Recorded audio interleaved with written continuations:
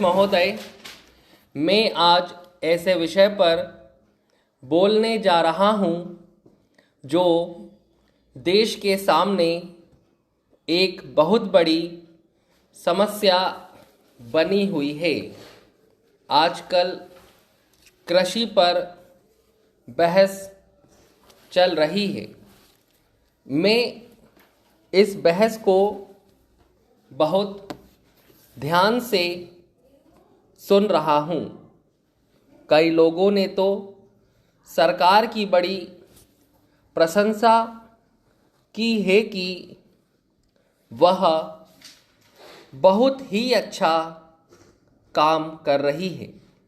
मैं मंत्री महोदय से एक सवाल करना चाहता हूँ।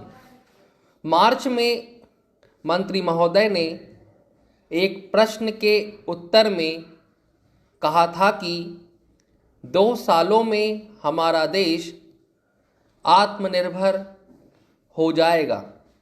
मैं जानना चाहता हूं कि ऐसा कहने के पीछे उनका क्या आधार है। कौन से उनके पास ऐसे सबूत हैं जिनके आधार पर उन्होंने इस प्रकार की घोषणा की है।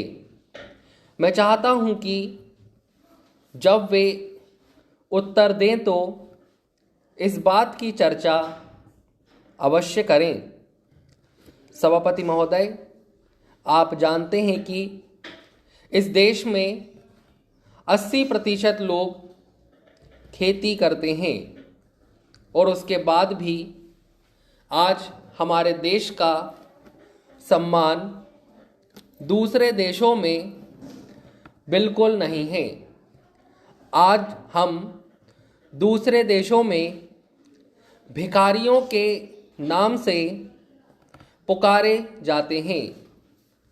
अपने देश में जहां 80% लोग खेती करते हैं, हम भोजन के मामले में भी आत्मनिर्भर नहीं हुए हैं। इसके कुछ कारण हैं। जिस समय देश स्वतंत्र हुआ उसी समय से इस सरकार ने कुछ गलतियां की हैं, जिसका परिणाम यह हुआ है कि आज 30 साल के बाद भी हम आत्मनिर्भर नहीं हो सके हैं। इसका सबसे बड़ा कारण यह है कि हमारे देश में पहला स्थान खेती को न देकर उद्योगों को दिया गया है। उद्योग हमारे देश के लोगों की जीविका का मुख्य साधन नहीं हो सकते हैं।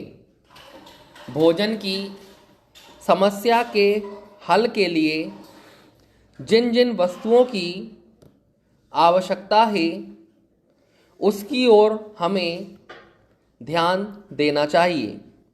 सबसे पहले पानी की आवश्यकता है। मैं समझता हूँ कि देश में सिंचाई पर अधिक जोर दिया जाना चाहिए और सिंचाई तथा खाद्य मंत्री एक होना चाहिए। यह सभी चाहते हैं। पानी के बाद खेती के लिए खाद भी आवश्यक है। खाद का स्थान दूसरा हो सकता है।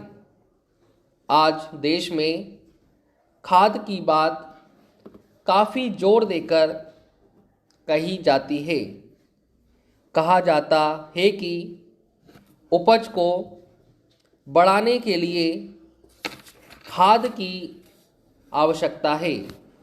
बिना खाद के उपज बढ़ ही नहीं सकती है। किंतु खाद कहाँ तक उपज को बढ़ा सकेगी, यह भी सोचने की बात है।